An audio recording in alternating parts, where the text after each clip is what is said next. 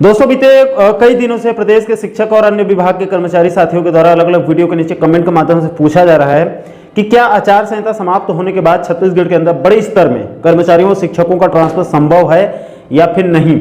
तो दोस्तों हम इसी महत्वपूर्ण मुद्दे के बारे में हम इस वीडियो के अंदर बात करेंगे कि क्या आचार संहिता समाप्त होने के बाद बड़े स्तर में ट्रांसफर होने वाला है या फिर नहीं।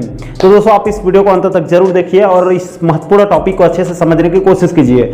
नमस्कार दोस्तों, मैं हूं आपका दोस्त लोकेश साहू और आप देख रहे हैं लोकेश छत्तीसगढ़िया यूट्यूब चैनल। आप सभी साथियों का हमारे चैनल पर बहुत बहुत स्वागत है।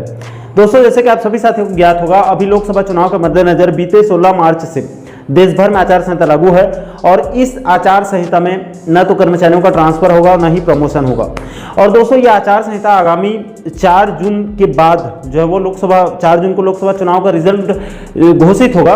उसके बाद 1-2 दिन के बाद ये आप मानकर चलिए 5-6 जून के बाद आचार संहिता जो है वो समाप्त हो जाएगा। दोस्तों यहाँ पर आपकी जानकारी के लिए बता दूं कि शिक्षा विभाग से बड़ी संख्या में ट्रांसफर के लिए मुख्यमंत्री के पास समन्वय में जो है वो लिस्ट गया हुआ है। इसको लेकर कयास लगाए जा रहे हैं कि आचार संहिता समाप्त होने के बाद सूची जारी होने वाली है। लेकिन दोस्तों 2-3 दिन पहले डीपीआई के एक अधिकारी से मैंने फोन के माध्यम से बात किया तो उन्होंने बताया कि जो है वो सूची तो समन्वय में सीएम के पास गया हुआ है, लेकिन ये पूरी तरह से मुख्यमंत्री के ऊपर निर्भर करता है कि वो लिस्ट को जारी करेगा या फिर नहीं, क्योंकि मुख्यमंत्री जो है वो समन्वय समिति का हेड है और उसके इच्छा के ऊपर निर्भर करता है। इसलिए इस पर कंफर्म रूप से अभी से कुछ कह पाना थोड़ा मुश्किल है। जो है वो सीएम की अगर इच्छा होगी तो वो ट्रांसफर से लिस्ट जारी कर सकता है आचार संहिता हटने के बाद, नहीं तो फिर समन्वय से ट्रांसफर की संभावना बहुत कम नजर आ रही है। इसके अलावा दोस्तों इसी ट्रांसफर मुद्दे को लेकर नवभारत में परसों 28 मई 2024 के एक खबर प्रकाशित किया गया था, जिसमें नवभारत ने कंफर्म किया है कि आचार संहिता हटने के बाद शिक्षा विभाग के साथ साथ अन्य विभागों के कर्मचारियों और अधिकारियों को जो लंबे समय से एक ही स्थान पर जमे हुए हैं उनका प्रशासनिक सर्जरी किया जाएगा, यानी कि उनको इधर से उधर उनका जो है वो ट्रांसफर किया जाएगा। अब दोस्तों यहाँ पर समझने वाली बात यह है कि ट्रांसफर 3 प्रकार के होते हैं। पहला प्रशासनिक ट्रांसफर होता है जिसको प्रशासन अपने मर्जी से और जबरदस्ती करता है। अगर किसी कर्मचारी के खिलाफ ज्यादा कोई शिकायत आ रही है या फिर किसी कर्मचारी या फिर अधिकारी के काम में कोई लापरवाही नजर आ रही है या फिर लंबे समय से एक ही स्थान पर जमे कर्मचारियों अधिकारियों को सरकार खुद से ट्रांसफर करता है, जिसको प्रशासनिक ट्रांसफर माना जाएगा। और आचार संहिता समाप्त होने के बाद यही प्रशासनिक ट्रांसफर होने की बात प्रिंट मीडिया में कही जा रही है, जो कि संभव है क्योंकि हर बार चुनाव समाप्त होने के बाद लगभग सभी विभागों में प्रशासनिक ट्रांसफर किया जाता है और इस बार भी इसकी प्रबल संभावना है कि लोकसभा चुनाव के मद्देनजर जो आचार संहिता लगा है वो हटने के बाद प्रशासनिक ट्रांसफर पॉसिबल है। इसके अलावा दोस्तों एक ट्रांसफर समन्वय से किया जाता है, यानी कि सरकार के एजेंट लोगों के द्वारा कर्मचारियों से पैसे लेकर सूची बनाकर समन्वय में भेजते हैं, जहां पर सीएम के अप्रूवल के बाद समन्वय से ट्रांसफर लिस्ट को जारी किया जाता है। दोस्तों यह आचार संहिता को छोड़कर साल भर समन्वय से ट्रांसफर लिस्ट जारी होते हैं, लेकिन इसमें बहुत ही कम लोगों का ही समन्वय से ट्रांसफर हो पाता है। इसमें बड़े स्तर में ट्रांसफर लिस्ट जारी नहीं होते। इसमें रेयर ही बहुत कम लोगों का जिनका सीएम तक पहुंच होता है, ऊपर तक जिनका सेटिंग होता है और जो लोग जो है वो ज्यादा पैसे खर्च करने के लिए जो सक्षम होते हैं उन लोगों का जो है वो समन्वय से ट्रांसफर जो संभव होता है। सभी लोगों का समन्वय से ट्रांसफर पॉसिबल नहीं होता। दोस्तों प्रदेश के अंदर स्कूल शिक्षा विभाग के कर्मचारियों शिक्षकों के साथ साथ बाकी के अन्य विभागों के हजारों कर्मचारी अपने अपने ट्रांसफर का बड़ी बेसब्री से इंतजार कर रहे हैं। अब उन सभी का प्रशासनिक ट्रांसफर या फिर समन्वय से ट्रांसफर तो संभव नहीं हो पाएगा, क्योंकि हजारों लोगों का तो प्रशासनिक या फिर समन्वय से ट्रांसफर नहीं होगा, जाहिर सी बात है। तो उनका ट्रांसफर होगा कैसे? तो देखिए दोस्तों बड़े स्तर में ट्रांसफर करने के लिए सरकार को ट्रांसफर पॉलिसी 2024 लानी पड़ेगी, यानी कि खुली ट्रांसफर नीति लानी पड़ेगी और ट्रांसफर जो बैन लगा हुआ है उसको नियम बनाकर खोलना होगा, तभी ज्यादा से ज्यादा हजारों कर्मचारियों शिक्षकों का ट्रांसफर संभव हो सकता है। दोस्तों आपको याद होगा पूर्व की भूपेश बघेल सरकार ने 2022 में ट्रांसफर नीति 2022 लाई थी, जिसमें लगभग सभी विभागों में बड़े स्तर में कर्मचारियों शिक्षकों का ट्रांसफर किया गया था। लेकिन दोस्तों ट्रांसफर नीति 2022 को समय से पहले ही बैन कर दिया गया, यानी कि बहुत ही सीमित समय के लिए इसको खोला गया था और खास करके स्कूल शिक्षा विभाग में सभी शिक्षकों का लिस्ट जारी हुए बिना ही ट्रांसफर नीति 2022 पर रोक लगा दिया गया था, जिससे हजारों शिक्षकों का ट्रांसफर लिस्ट बनने के बाद भी उनका ट्रांसफर होते होते रुक गया था। अब दोस्तों ट्रांसफर पॉलिसी लाने के लिए यानी कि खुली ट्रांसफर नीति लाने के लिए क्या क्या प्रोसीजर होते हैं उसे भी आप जरा समझ लीजिए। तो देखिए दोस्तों, पूर्व के ट्रांसफर नीति को अगर हम उदाहरण के रूप में देखें तो पूर्व के भूपेश बघेल सरकार ने 2022 में सबसे पहले ट्रांसफर पॉलिसी 2022 को कैबिनेट में लेकर आई थी और 14 जुलाई को इसको सबसे पहले कैबिनेट की अप्रूवल दिया गया था कैबिनेट बैठक में। उसके बाद अगले दिन 15 जुलाई को जीएडी ने आदेश जारी करके इस ट्रांसफर पॉलिसी 2022 के लिए मंत्रिमंडलीय उप समिति के सदस्यों की सूची जारी किया, जिसके डायरेक्शन पर ट्रांसफर पॉलिसी 2022 को कंप्लीट किया गया था। दोस्तों, इसके लिए भूपेश सरकार के 5 बड़े कैबिनेट मंत्रियों को ट्रांसफर नीति 2022 के मंत्री परिषद उप समिति में शामिल किया गया था, जिसके लिए तत्कालीन गृह मंत्री ताम्रध्वज साहू जी को इस कमेटी का अध्यक्ष बनाया गया था। दोस्तों, इस 5 सदस्यीय कमेटी ने 2 सप्ताह के अंदर अंदर अपनी फाइनल रिपोर्ट सरकार को सौंपी थी, जिसके अनुशंसा पर ट्रांसफर नीति 2022 को कंप्लीट किया गया था। दोस्तों, बिल्कुल इसी तर्ज पर शायद सरकार को भी ट्रांसफर नीति 2024 लाने की सख्त जरूरत है, तभी हजारों कर्मचारियों और शिक्षकों का एक साथ ट्रांसफर संभव होगा, क्योंकि एक साथ इतने बड़े स्तर पर प्रशासनिक ट्रांसफर या फिर समन्वय में ट्रांसफर संभव नहीं है।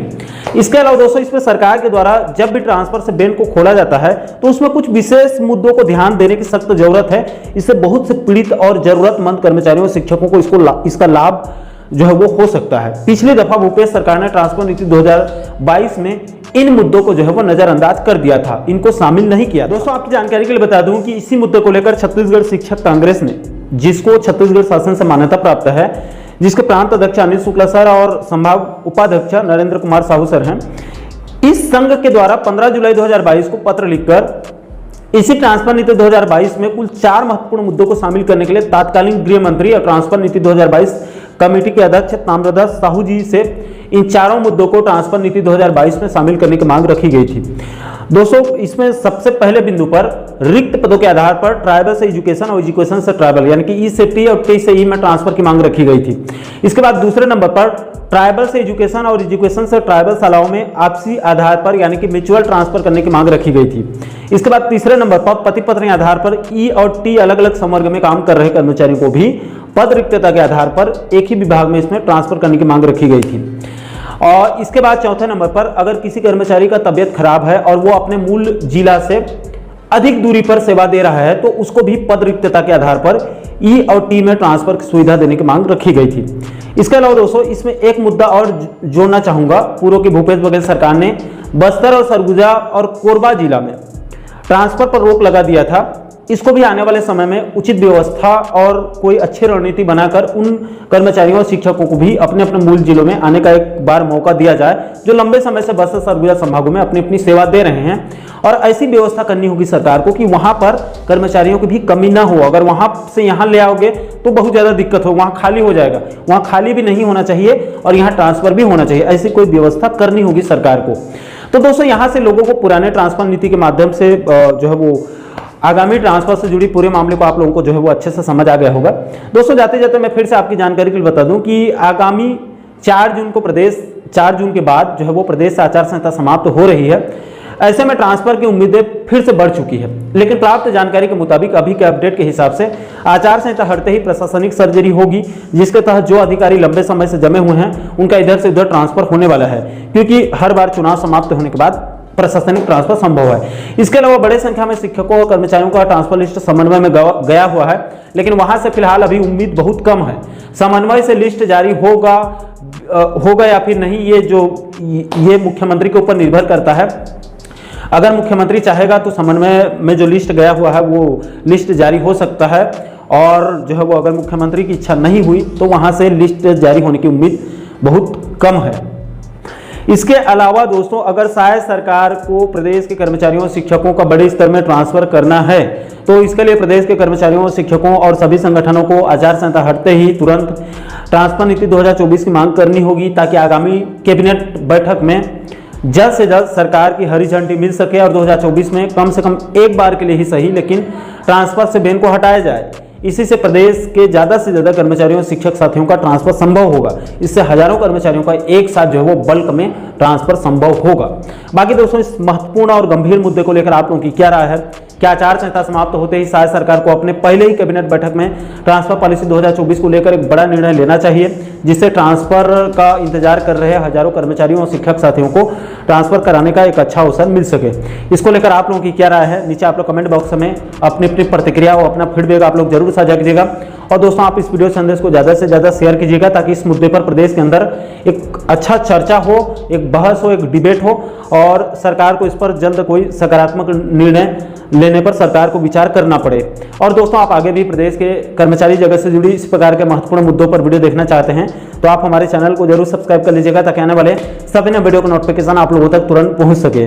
दोस्तों अभी के लिए फिलहाल इस वीडियो में इतना ही, मुझे दीजिए इजाजत। मैं मिलता हूं आपसे एक और महत्वपूर्ण मुद्दे के साथ, महत्वपूर्ण टॉपिक के साथ। तब तक के लिए जय हिंद, जय छत्तीसगढ़।